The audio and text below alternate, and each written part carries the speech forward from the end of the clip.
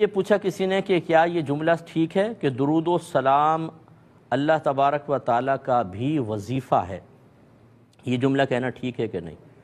تو یہ بالکل ٹھیک نہیں ہے، کیونکہ یہ جو آیت ہے کہ ان اللہ و ملائکتہ یصلون علی النبی یا ایھا الذین آمنوا صلوا علیہ وسلموا تسلیما، جس کا ترجمہ ہے کہ اللہ تعالیٰ اور اس کے فرشتے نبی کریم صلی اللہ علیہ وسلم پر درود بھیجتے ہیں۔ اے ایمان والو، تم ان نبی کریم صلی اللہ علیہ وسلم پر درود اور خوب سلام بھیجو۔ تو یہاں پر اللہ تبارک و تعالیٰ، پھر فرشتے، پھر مومنین، ان تینوں کے لیے درود اور سلام کا مفہوم، درود کا مفہوم تھوڑا سا جدا گانا ہے۔ جب اللہ تبارک و تعالیٰ کی طرف درود یا سلام کی نسبت کرتے ہیں تو یہ کوئی ایسا نہیں ہے کہ وظیفہ کوئی صیغہ پڑھ رہا ہو اللہ تعالیٰ، ایسا نہیں ہوتا۔ درود کا مطلب اپنے حبیب پر رحمت نازل فرمانا، اور سلام کا مطلب اپنے حبیب پر سلامتی نازل فرمانا، یعنی اس کا مطلب یہ ہوگا بے شک اللہ تعالیٰ اپنے حبیب پر رحمت اور سلامتی نازل فرماتا ہے۔ تو اللہ تعالیٰ کوئی ہماری طرح پڑھ نہیں رہا کہ ہم اس کو وظیفہ کہہ دیں۔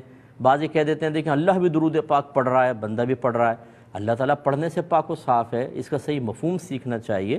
تو خلاصہ کلام یہ ہے کہ اللہ کی طرف جب نسبت کرتے ہیں تو پڑھنا مراد نہیں ہوتا، کوئی وظیفہ مراد نہیں ہوتا، بلکہ نزول رحمت یا سلامتی کا انزال یہ مراد ہوتا ہے۔ فرشتوں کی طرف نسبت کریں تو بعضوں نے جو مطلب معتبر قول ہے اس کے مطابق دعائے بخشش و مغفرت، اور جب ہماری طرف کریں تو درود کا مطلب ہوگا اللہ تعالیٰ سے نبی کریم صلی اللہ علیہ وسلم پر رحمت کے نزول کی دعا کرنا، اور سلام کا مطلب سلامتی کی دعا کرنا کہ اللہ تعالیٰ اپنے حبیب پر رحمت اور سلامتی نازل فرما۔